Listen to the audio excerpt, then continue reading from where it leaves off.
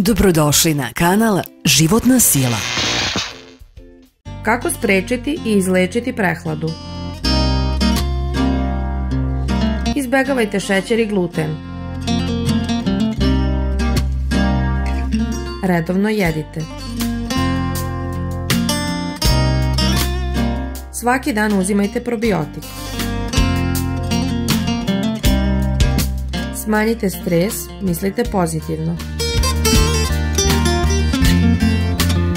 Izlažite se suncu kada je moguće.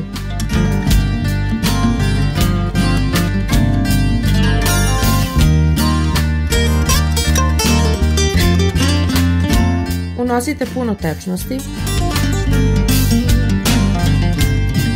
Spavajte 8 sati.